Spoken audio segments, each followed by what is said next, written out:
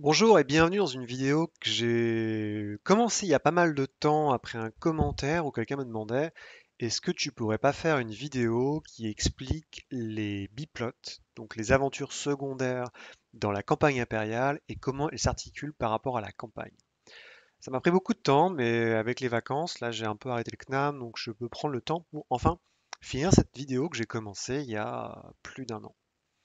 Donc, dans chaque supplément, les compagnons des 5 chapitres de la campagne impériale, vous avez une multitude de petites histoires. Ces petites histoires s'articulent plus ou moins bien avec ce que vous rencontrez dans le jeu. Je ne les ai pas toutes mis. J'ai oublié, je crois, le carnaval qu'on a dans le supplément du premier compagnon et des trucs très très mineurs. J'ai pas pris les scénarios qui faisaient moins d'une page. Mais pour le reste, je pense que vous avez la majorité des petites histoires supplémentaires rajoutées dans la campagne impériale par les compagnons. Le petit document que vous voyez à l'écran, je l'ai fait sous forme de Draw.io et de PNG que je vais partager avec vous en lien sur un Google Drive. Donc on commence. L'ennemi dans l'ombre démarre d'après la chronologie officielle du volume 5, donc de Empire in Ruins, le 24 Ariardung. Donc c'est le mois de janvier. Vous verrez sur toute la fresque que j'ai fait, je mets les mois et techniquement les moments où les joueurs sont censés arriver à des endroits X ou Y. Les jours que vous voyez qui sont indiqués au début de chaque chapitre, c'est les jours officiels. Le reste, c'est un peu ma sauce à moi. Donc ça, c'est des choses que j'ai trouvées dans le bouquin. Encore une fois, c'est pas très important. Vos joueurs peuvent prendre autant de temps qu'ils veulent. Il y a juste un impératif qu'il faut savoir, c'est que le 9-9-9, donc en gros le neuvième jour du neuvième mois, c'est le jour où la campagne est censée s'arrêter. Parce que c'est le jour, donc 9, c'est le symbole sacré de Tsench, et c'est le moment où le grand rituel de l'enfer, le endgame de la campagne est censé se passer. C'est un petit détail, mais ça a quand même son importance, puisque si vous arrivez à contrecarrer le plan de Charagretou et de Gideon, vous allez potentiellement enfin, faire la dernière partie de la cérémonie de la remise de Galmaras, qui est censée être le point d'orgue et l'invocation du démon. Si vous le faites un petit peu avant, bah, il sera moins puissant. Donc c'est pas hyper important, mais bon, on va quand même se le savoir au cas où.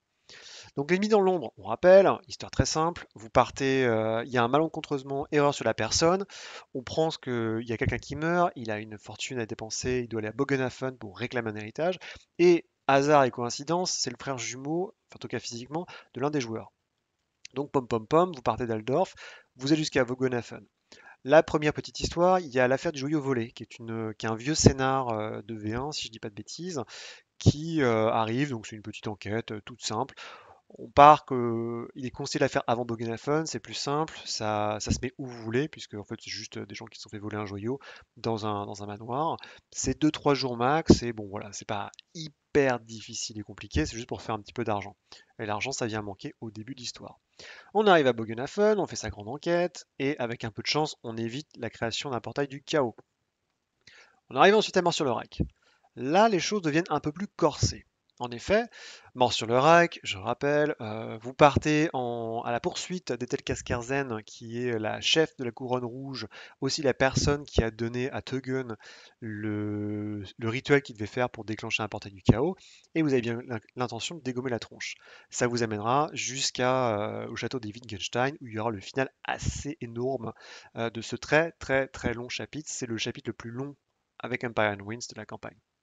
Donc vous partez d'Aldorf, vous arrivez à Kemperbad. Là, on vous propose une option supplémentaire qui est la rencontre de l'ambassadeur plénipotentiaire. Donc l'ambassadeur plénipotentiaire, c'est un personnage qui a été coupé de la campagne impériale originale par Graham Davis et tous ses amis. Et en gros, l'idée, c'est que quand vous arrivez à Kemperbad, il y a un noble extrêmement rusto, extrêmement méprisant, qui semble être hyper important. Et ce type-là, c'est l'ambassadeur plénipotentiaire qui a été nommé par l'empereur pour s'assurer que les villes franches continuent, disons, à être du bon côté de la force et pas baquer potentiellement des nobles qui vont se révolter. Ce point est important à la fin de l'histoire. Et c'est l'occasion, donc c'est très très court, hein, c'est vraiment une poignée d'heures, c'est l'occasion de vous mettre dans la poche un allié hyper important puisqu'il va ensuite aller au Berserk et à la fin de la campagne, quand vous serez un peu coincé à Aldorf et que la fin du monde va commencer, pour être brut, il sera capable de vous filer un coup de main éventuellement pour vous frayer un chemin. Voilà. Ensuite, on a le Maria Burger qui est une belle parodie de Nosferatu et de Dracula, à savoir que quelque part, donc c'est à vous de voir, mais c'est durant Mort sur le Rail, donc quand vous êtes sur votre petit bateau, vous croisez un navire où les gens vous demandent de vous arrêter, ils ont vraiment l'air pas frais, très malades, et une courte enquête vous laisse deviner qu'il y a un vampire à bord.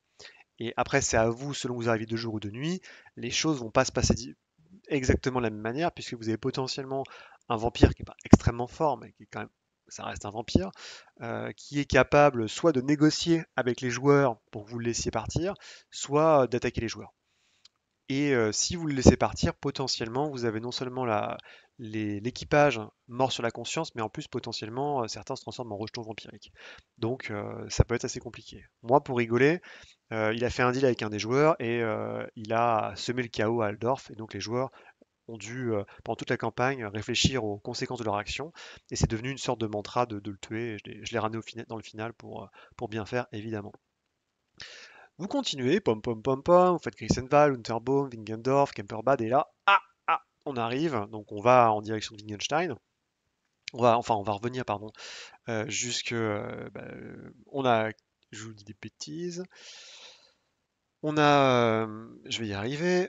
Vous avez quitté Wittgenstein, vous retournez en direction d'Aldorf pour en fait finir. Si vous avez pris si vous avez fait Carrion Upon the Reich, donc le dernier chapitre de Mort sur le Reich, où vous ramenez un contenant en fait jusqu'à Aldorf, vous tombez sur des moines. Il y a des moines qui sont sur la berge et qui vous demandent. Donc il y a deux apprentis moines et une sorte d'abbé, enfin un érudit, qui veulent aller jusqu'à Aldorf. L'érudit a été demandé et commissionné par l'empereur, puisque c'est un spécialiste sur les prophéties de Sigmar. Et patatras, qu'est-ce qui se passe?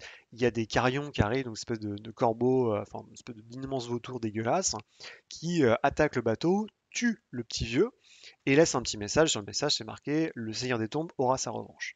Vous voyez, j'ai mis un petit crâne là. Et en fait, c'est pour indiquer que toutes les histoires secondaires avec le petit crâne, ça appartient à la même sous-intrigue, donc une sorte de mini-campagne, qui s'appelle Le Seigneur des Tombes. Pour un rappel, en fait, le Seigneur des Tombes, c'est un frustré de la vie qui était un ancien initié de Sigmar qui, étant triste en amour et triste en études, a décidé de devenir nécromancien. Et le problème, c'est que c'est un gamin qui est plein de talent, mais il a un problème d'ego là. Il a un sale problème d'ego. Et dans toute la campagne, ce qui va se passer, c'est qu'il va devenir obsédé par les joueurs et qui va les penser comme une sorte de némésis qui se mettrait à chaque fois au travers de ses plans, alors qu'il n'y a aucun rapport de cause à effet en fait. Et l'idée, c'est qu'il va devenir de plus en plus puissant. Vous allez le croiser toujours dans des conditions assez risibles. Il est particulièrement malchanceux sur pas mal de trucs. Par contre, il devient effectivement de plus en plus puissant. Et les mini-scénarios que vous croisez sur le Seigneur des Tombes vous font rencontrer soit son passé, soit en fait sa course effrénée à la puissance, puisque son but ultime en fait c'est de réveiller le Seigneur des Liches, qui est le très très grand nécromancien qui a œuvré il y a des siècles. Et évidemment, l'ironie de l'histoire, c'est qu'à la fin, il va être capable de surpasser quasiment son mentor, puisque si vous utilisez les monstres avancés qui sont proposés dans le compagnon du dernier tome, donc de Empires in Ruin, on vous dit qu'il est carrément capable d'invoquer un Necrofex, qui est une sorte de colosse squelettique dégueulasse, un engin de siège, quoi. Mais il est obsédé par les joueurs et c'est ça qui est assez rigolo. Alors vous pouvez aimer ou détester, hein, je veux dire, il y a des gens. Moi j'ai lu le commentaire assassin de Gideon, qui est un expert, qui est grosso modo le plus gros blogueur sur l'histoire de Warhammer sur internet. Il a un blog qui s'appelle Awesome Lies. Et il est pas du tout fan en fait. C'est vrai que moi mes joueurs avaient une relation ambivalente, c'est que d'un côté ils adoraient le détester en fait. Le mec était insupportable, il se pointait toujours au pire moment, et à la fin ils ont vraiment voulu le tuer. Donc ça marchait plutôt bien. Donc vous tombez sur les moines, le moine meurt. L'un des corbeaux laisse un message en disant: C'est le Seigneur des Tombes qui m'a. Enfin, le Seigneur des Tombes aura sa vengeance. Et quand vous arrivez à Aldorf, le cadavre du petit vieux s'anime. En fait, il est manipulé par des énergies nécromantiques, ce qui vous dit qu'il n'est pas de bon augure pour la suite. Ça, c'est vraiment l'introduction du Seigneur des Tombes. Vous êtes rentré à Aldorf, vous avez déposé votre cargo, et maintenant il est temps d'aller pourchasser le dernier fils Wittgenstein qui se paname quelque part à Mittenheim. Sur la route de Mindenheim, vous avez un arrêt qui est possible, que je trouve pas mal moi, qui est le Grand Hospice. Donc il y a le Grand Hospice de Chalia qui est décrit dans les archives volume 2 de l'Empire, qui en fait est situé à Fredenheim, donc la première étape si je dis pas de bêtises, en allant vers de Aldorf à Mindenheim. Et vous allez trouver différents profils de PNJ assez importants qui peuvent vous donner des conseils sur la campagne. Je pense notamment, il y a la sœur de l'empereur, qui est aussi la mère du prince couronné Wolfgang, qui est un personnage hyper important dans la campagne, qui peut donner des prophéties. Il y a un grand spécialiste du chaos, qui est complètement fou, mais qui peut vous donner notamment des informations sur la main pourpre. Et bon, il y a l'ancien amiral l'ancien amiral de la marine d'Aldorf qu'ils ont mis là parce qu'en fait il gardait le pouvoir tant qu'il était, enfin tant qu'il est pas mort, il reste grand amiral et il était un peu trop vieux donc ils l'ont foutu à l'asile pour pas se faire emmerder. Donc voilà, ça donne pas trop de, c'est des petits éléments mais ça peut toujours être sympa. Vous faites votre voyage poum poum poum jusqu'à jusqu'à Middenheim et le jour avant d'arriver à Middenheim, au niveau du village de Prittstock, au bout de Grubentreich, pardon, il y a la carriole, enfin votre carriole qui casse. On vous demande de faire des réparations. Le coup de la panne, c'est un grand classique. Et là, on vous dit, bah, il y a un petit village qui est pas loin qui s'appelle Prittstock, où ils ont des gros soucis parce que c'est les vendanges et il n'y a plus personne. En fait, les gens ont peur, il y a une sorte de, il y a des démons qui rôdent. Alors vous êtes là, bon. Alors j'ai un peu de mal, alors je sais pas trop comment marche le climat, je suis pas un expert vigneron, encore une fois, hein, je vis en Bretagne, donc la vigne ça me connaît pas trop. Enfin peut-être bientôt avec le réchauffement climatique, qui sait. Mais en gros les vendanges, on est, je sais pas, Wargame c'est quoi, c'est le quatrième mois, donc on est en avril même pas. Bref, et on est au nord. Mais passons. Donc hiver des vignes, vous arrivez dans ce petit village, c'est une grosse journée en fait d'enquête. Et l'idée c'est qu'encore une fois le maître des tombes, comme tout bon incel qui se respecte, a décidé de après s'être vengé de son professeur, décide de se venger de la fille qui n'a pas voulu de lui, qui est mariée avec le bourgmestre de Pristock, et il a une excellente idée, c'est qu'il fait flotter des petits crânes rouges qui volent partout à travers le village pour faire peur à tout le monde, et dans le but de se venger en fait de son ancien crush, si on peut dire. Il ne reste qu'aux joueurs de trouver le sien des tombes, potentiellement le dégommer, dégommer ses protections mort-vivantes et mettre un fin à la terreur qui rôde autour de Pristock. C'est un vrai petit scénar très sympa, qui est un vieux scénar, bah, Les Raisins de la Colère, c'était la première édition. Encore une fois, hein, c'est un des grands trucs de la quatrième édition, c'est de reprendre les vieux scénars et les réapproprier dans soit la campagne impériale, soit dans la région du Bosrak. Et c'est plutôt sympa, ça fait un arrêt, disons, plus posé, avant la grande enquête, évidemment, puisque vous arrivez à Middenheim.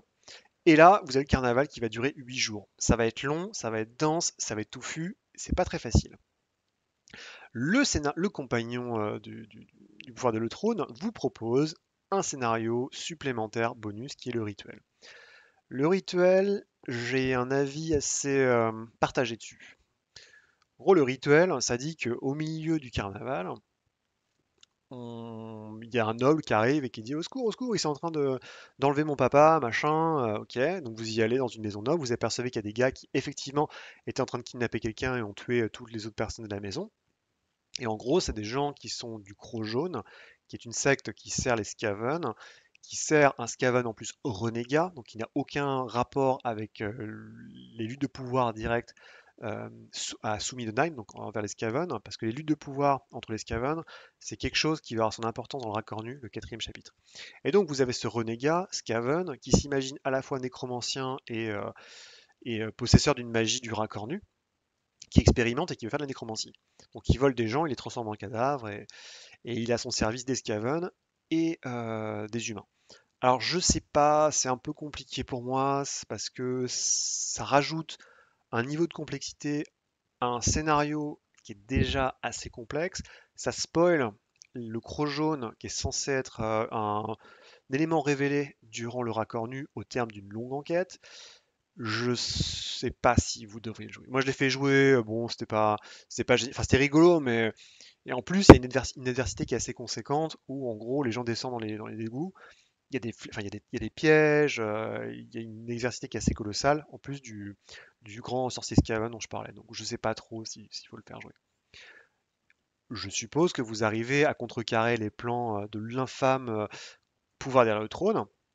Et vous arrivez au raccord nu. Donc je sais que c'est pas sorti en français, mais accrochez-vous, c'est pas très compliqué. Donc, le raccord nu se divise en deux étapes. Il y a une enquête sur les activités Skaven, dans Middenheim, sous couvert de la garde, puis une enquête externe sur des activités Skaven en dehors de Middenheim, dans le Middenland, et enfin, il y a une grande odyssée en direction du Piquet vers le fort d'Airain pour trouver l'origine en fait d'un plan machiavélique ourdi par les Skaven qui se planque dans un carac non loin au milieu des montagnes. C'est là où on vous propose deux choses.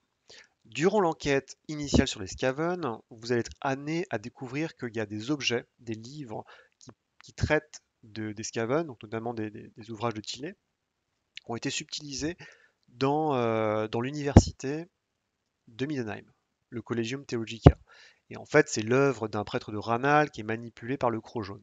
C'est pour ça que je vous disais qu'en fait, le Croc jaune, c'est important de les garder peut-être dans votre chapeau, parce que c'est là où vous vous dites, ok, c'est bizarre, il y a des choses en lien avec les Skaven qui sont volées, mais on sait que c'est pas les Skaven qui les volent. Alors qui ça peut être? Bah, c'est forcément des humains sectateurs.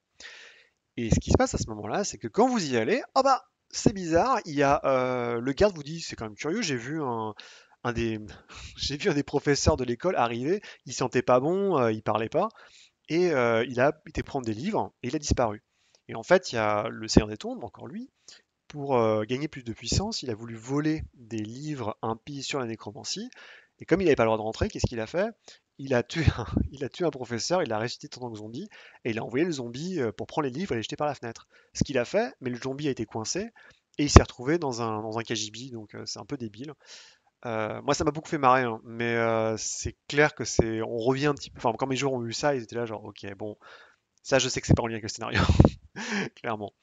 Et en face, vous avez ce bon vieux, alors c'est pas Hercule Gascogne, donc le fameux gnome enquêteur de la V1, qui n'est pas un gnome ici, mais qui est un halfling, parce que je suppose que les puissances qui nous dirigent, surtout c'est la Nottingham, ont décidé que décemment les gnomes c'est gentil, mais à part le petit incartade dans Rough Days Hard Night, ça restait très mineur. Et donc là, bon, c'est tout bête, hein, c'est Hercule Gascogne qui vous propose de l'aider à enfin, trouver une dame qui a été kidnappée par des méchants brigands, enfin ouais, kidnappeurs tiléens dans une maison. Donc c'est vraiment tout bête, hein, c'est pas très très compliqué. Je m'aperçois que je me suis trompé ici, il faudra que je change ça. Ensuite, vous avancez, vous êtes commissionné par le graphe afin d'aller enquêter sur les rumeurs un petit peu bizarres qui se passent aux alentours. Vous arrivez, donc il y a potentiellement deux accroches à ce moment-là. La première est complètement libre, dans un bourg qui n'est pas en lien avec l'enquête directe, qui s'appelle Oberholzbeck, où en gros il y a une mine, et dans la mine les gens disparaissent, ou les gens deviennent fous. Et ce qui se passe, c'est qu'il y a une brood horror, donc l'espèce de méga race cavern mutant dégueulasse qui se cache. C'est assez compliqué, enfin c'est drôle, c'est très alien en fait, parce qu'en grosso modo vous avez un immense monstre que vous pouvez pas détruire, vous avez des gens qui disparaissent dans les mines, ça peut faire un bon petit scénario horrifique. À le caler, c'est un peu compliqué. Encore une fois, ça va rajouter une couche de complexité dans une histoire qui est assez déjà dense, sachant qu'à chaque fois que les enquêtes, que vous avez trois enquêtes à faire hors de Middenheim, et chacune d'elles se situe dans des endroits qui sont pas exactement alignés. Donc ça veut dire que vous devez un peu jongler aussi par rapport à ça et à la temporalité. Encore une fois, le Sien des Tombes, pendant ce temps-là, il y a un passage obligé qui va être à Ovelhof, qui est une fois que vous avez fini les enquêtes, et vous allez au piquet. Ce qui se passe, c'est assez rigolo. C'est qu'en fait, on arrive dans un village et on s'aperçoit que bah, le Seigneur des Tombes en fait, a ressuscité tous les morts parce qu'il fabrique une armée de morts vivants. Et donc il y a des trous partout. Voilà, c'est juste. Et il y a une botte. Parce qu'en fait, les villageois vous disent. Enfin, parce qu'en fait, un des villageois a lancé une botte sur le Seigneur des Tombes pour qu'il se casse. Et il a eu peur. Il s'est dit c'est la sainte botte divine de mort. Donc il s'est cassé. Vous le retrouvez un peu plus loin à Lindheim, où là, c'est en gros, vous êtes dans un village, c'est exactement comme dans Hot Fuzz. Il y a un village où justement l'armée des zombies est passée, et les villageois ont réussi à faire fuir le Seigneur des Tombes et ces zombies, ils en ont tué plein. Donc vous arrivez en fait, et les gens sont en train de nettoyer tout, ils cachent tout. Et durant la nuit, parce que les PJ se doutent qu'il y a un truc qui va pas, ils tentent de les assassiner pour le bien commun. En fait, parce que ils ont le village le plus propre de tout le Midland, ils ont une super réputation, ils veulent surtout pas que leur réputation soit mise en question, donc ils vont essayer de tuer les PJ pour, pour éviter justement de perdre cette réputation. C'est complètement grotesque et débile, mais moi je trouve ça très Warhammer et j'aime beaucoup Hot Fuzz, donc ça marche plutôt bien, je trouve. Et enfin, quand vous arrivez au piquet, où donc il y a cette espèce de grande de grands, comment dire, forteresses militaires qui est au pied du fort d'Airain. Vous avez donc il y a toute une histoire d'intrigue avec le gros jaune, je passe dessus, mais vous commencez la nuit à voir, enfin votre PJ il est en train de dormir et il voit qu'il y a un crâne flottant avec les yeux rouges qui le regarde. Et il fait et enfin, le crâne qui est couvert de suie en fait commence à faire plein de bêtises au niveau du camp parce que bah, le Seigneur des Tombes n'a pas trop le contrôle, ce qui provoque des emmerdes aux joueurs qui sont déjà pas en odeur de sainteté parce que tout le plot du piquet, c'est qu'en fait le Gros Jaune essaye de faire une mauvaise, enfin de lancer des sales rumeurs sur les joueurs pour qu'ils soient pas du tout acceptés par les militaires et la chef du piquet. Donc en fait, ça rajoute encore un niveau de débilité, sachant que les joueurs savent pertinemment que le crâne n'a aucun lien avec leur histoire, mais le Seigneur des Tombes décide de les faire chier encore et encore. Vous arrivez au piquet, vous traversez les montagnes, et vous arrivez à Caraxkid. Caraxkid, grand final du Racornu, final assez génial, j'avoue, où en fait il y a un canon qui tire sur la Lune, et il faut que vous trouviez un moyen de stopper le canon.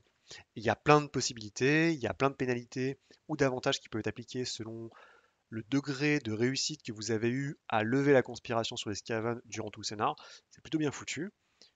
On part du principe que vous triomphez de l'adversité.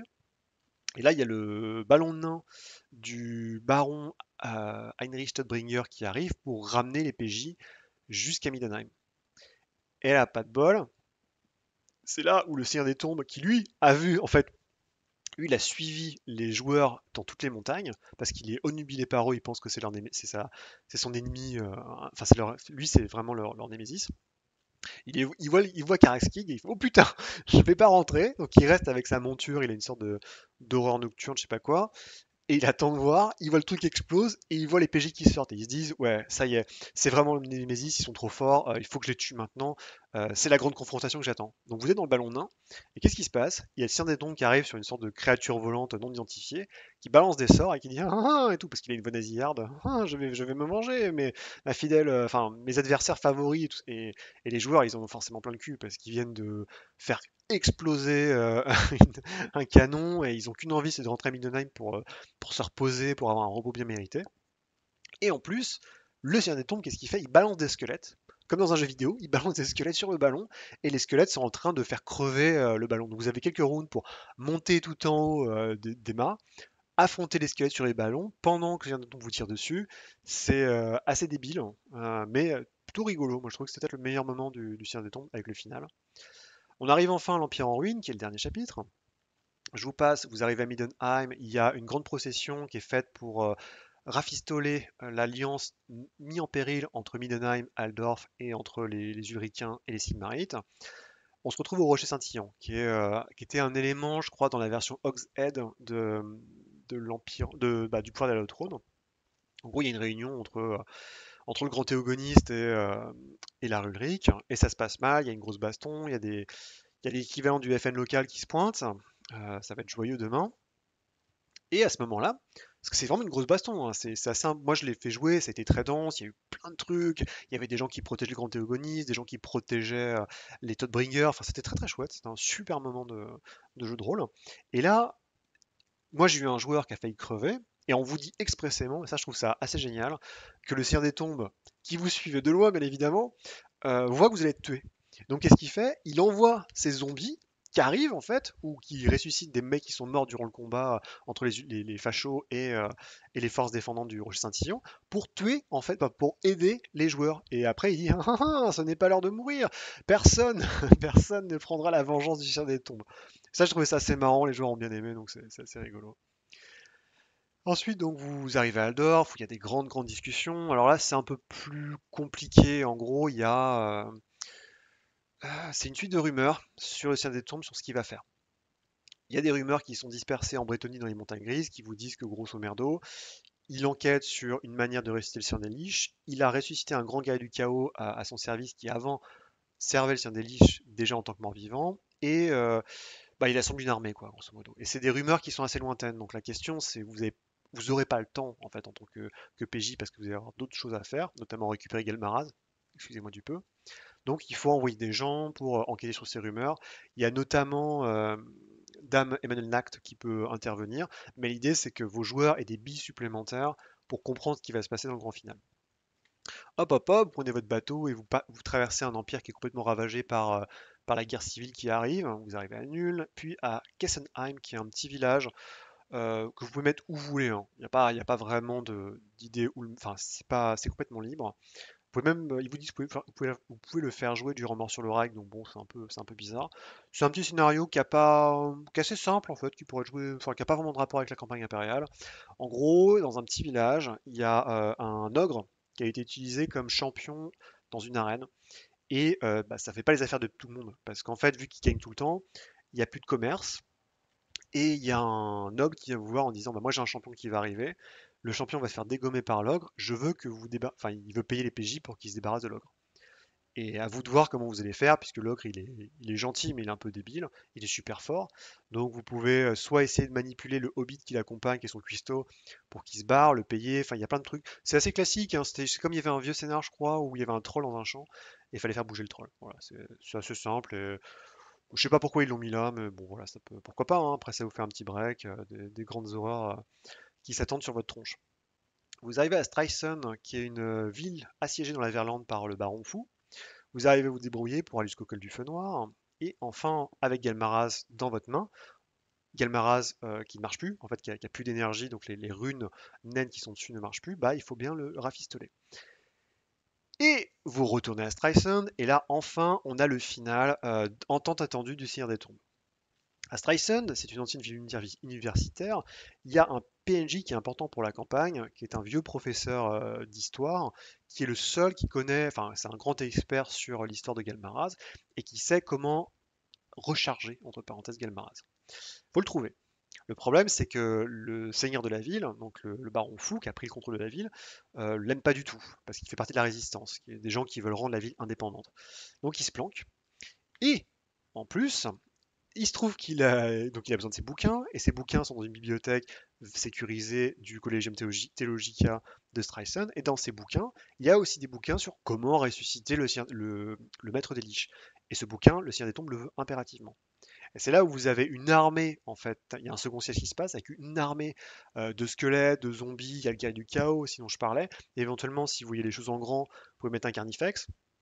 Et l'idée, c'est que les joueurs, ils sont là, genre, ok, on est dans une ville où on doit chercher quelqu'un qui est l'ennemi public numéro un, et en plus, on a le Seigneur des Tombes à nos faces, qu'est-ce qu'on fait? Et c'est là où j'ai un joueur, grosso modo, ils avaient récupéré l'information de l'érudit, ils pouvaient se casser, et j'ai un joueur qui a fait, non mais je m'en fous de la ville, ils peuvent tous crever, mais il n'est pas question que je laisse le Seigneur des Tombes en vie. Cette fois, c'est personnel, quoi. Et donc, ils sont allés jusque dans la bibliothèque cachée sous l'université pour le buter parce qu'ils en pouvaient plus. Et là, il vous attend. Il a 5 ou 6 banshees, je crois. Enfin, c'est vraiment le. Clairement, si le Seigneur des Tombes vous a fait chier jusqu'ici, vous allez aller jusqu'au bout pour le tuer. Et enfin, donc vous avez fort de vos informations, vous savez qu'il faut aller à Volschugel, qui est sur une colline au-dessus de Disdorf, donc qui est à 3-4 jours, je crois, de Kemperbad, ou qui est juste en face de Kemperbad. Mais quand vous arrivez, si vous jouez ce scénario-là qui est dans le Empire in Ruins, qui est à mon avis le meilleur seigneur secondaire, s'il n'y a qu'un seul seigneur secondaire que vous devez faire jouer de toute la campagne, c'est celui-là, c'est évident, c'est le siège de Disdorf. En gros, vous arrivez dans la ville, vous dites bah c'est super et tout, je prépare mon petit pactage. On va sur la colline. Sur la colline, on va aller dans l'espèce d'hôtel consacré à Tal, Ulrich. On va recharger Sigma, on va allumer la petite flamme bleue là, la mini flamme d'Ulrich, et puis on va recharger le marteau, ni vu ni connu. Sauf qu'en fait, quand vous arrivez à Disdorf, il y a vous apercevez qu'il y a eu une partie du conseil de la ville qui a été assassinée. Et il y a ce que vous voyez sur l'illustration, il y a un héros de la couronne rouge qui arrive et qui dit rendez-vous, sinon dans 3 jours, enfin dans 6 jours, ma maîtresse va arriver et vous allez tous mourir. Et voilà. Et donc en fait, vous avez l'idée, c'est que la couronne rouge va se situer entre vous et enfin entre Disdorf et Volschugel, donc vous pouvez pas. Enfin, c'est très compliqué pour vous de casser vite fait, d'aller choper enfin de régénérer le marteau. Vous êtes obligé de rester défendre la ville. Et le scénario fait une dizaine de pages. C'est vraiment exceptionnel. En gros, c'est quelles sont les forces dans la ville, à quoi ressemble la ville, et on vous demande de faire des décisions plus ou moins morales durant la ville pour renforcer la défense ou potentiellement éviter les embrouilles. C'est-à-dire que par exemple, il y a un faubourg à côté de la ville, donc une sorte de taudis, où il y a des nains. Et on vous dit, bah, il faudrait l'évacuer pour mettre des pièges. Ou par exemple, on vous demande de passer sous l'eau, enfin, il y a de mettre des digues, enfin de, comment dire, de faire couler de l'eau pour recréer des digues. Mais si vous faites ça, en fait, vous noyez toute une partie des bas quartiers. Et il y a plein de trucs comme ça. Il y a un prisonnier, enfin il y a des mecs qui ont lancé une vendetta pour tuer un riche marchand de la ville parce qu'ils pensent que c'est un cuisinier du chaos. Si vous trouvez pas d'indices, ces gars-là vont être exécutés. Alors que c'est des mecs bien. Et tout ça, à la fin, ça va vous donner des bonus ou des malus pour déterminer les défenses de la ville. Il y a aussi un canon, parce qu'il y a une académie d'artilleurs de l'Empire présent, et donc potentiellement vous avez un canon que vous pouvez manœuvrer, mais le jour J, est-ce que vous êtes en capacité de manœuvrer le canon? Est-ce que vous l'avez bien préparé? Est-ce que vous savez le tirer? Il y a plein de trucs comme ça. Moi j'ai trouvé le scénar absolument exceptionnel, sachant qu'à la fin vous avez une espèce de grande attaque en fait de la couronne rouge que vous pouvez jouer de plusieurs manières, simplement par des chiffres. Moi j'ai fait les deux en fait, j'ai vraiment fait un truc où je me suis fait chier, où les joueurs arrivaient avec le canon, donc ils sortaient de la ville, parce que ils tiraient, le canon marchait, enfin ils étaient sortis, les mecs lancent le canon, ça marche pas. Donc j'ai des joueurs qui sont sortis avec leurs chevaux pour allumer le canon et tirer sur les forces de la couronne rouge. Pendant ce temps-là, il y en a qui se battaient sur les remparts, d'autres qui se battaient à la porte de la ville. Et au même moment, j'avais les deux autres joueurs qui étaient des prêtres, qui avaient décidé d'aller se glisser ni vu ni connu jusqu'à Volschugel pendant que l'armée arrivait pour recharger le marteau de Sigmar et revenir triomphant en fait avec le marteau de Sigmar, avec Elmaraz renforcé. Ça faisait un truc très exactement comme dans le Retour du Roi. En fait, on a une dichotomie directe entre le last stand en fait d'Aragorn et compagnie aux portes du Mordor, et à côté Frodon qui allait recharger parce qu'il y avait déjà mis de l'adversité évidemment à Volschugel. Frodon qui allait détruire l'anneau quoi. Et ça, c'est vraiment, pour moi, c'est l'un des meilleurs souvenirs que j'ai de la campagne. Je trouve ça absolument. Je vous le vends évidemment. Je vous le vends très fort parce que je suis passionné par rapport à ça. Mais vous trouverez peut-être pas le même feedback que moi, mais moi j'ai beaucoup aimé le lire et j'ai beaucoup aimé le jouer. Et enfin, bah voilà, vous êtes à la fin, le 999, comme je disais, où il y aura le grand final de la campagne. Donc voilà, c'est assez court, hein, mais encore une fois, je pense que c'est pertinent de vous donner un petit peu tout cet aperçu-là. Ce doc, il sera disponible, donc je le mettrai, comme je disais, dans la description. Encore une fois, si je devais donner un avis global sur les scénarios B, je dirais pas qu'ils sont indispensables. Soit vous jouez la campagne du Seigneur des Tombes, pourquoi pas, mais à ce moment-là, il faut tout jouer. Ou alors vous arrêtez en chemin. C'est-à-dire que l'idée, c'est que si jamais vos joueurs, vous sentez que ça les saoule, que ça les fait vraiment suer, bah tant pis, vous le tuez quoi. Et vous le ressuscitez pas. Parce que dans la campagne, on vous dit si jamais vous le tuez, vu que c'est un nécromancien, il peut revenir à la vie. Ça va. Mais si vraiment les joueurs en ont ras-le-bol, ça les fait pas marrer, bon bah vous le tuez avant et basta. Il n'y a que le siège de Disdor vraiment que je recommande, qui est indispensable, parce que je trouve que par exemple le rituel, c'est quand même, enfin, ça introduit trop de choses, et tous les autres, ils ont pas trop de rapport en fait avec l'histoire, donc où c'est vraiment du gratinage supplémentaire. Et je trouve qu'avec Mort sur l'Oracle et Empire en ruine, qui sont déjà hyper longs, vous n'avez peut-être pas besoin de rajouter votre sauce. Voilà, donc bah c'est tout pour aujourd'hui. Puis bah, j'espère que ça vous a plu comme d'habitude. Et sur ce, je vous souhaite un excellent week-end et n'oubliez pas d'aller voter demain. Allez, salut!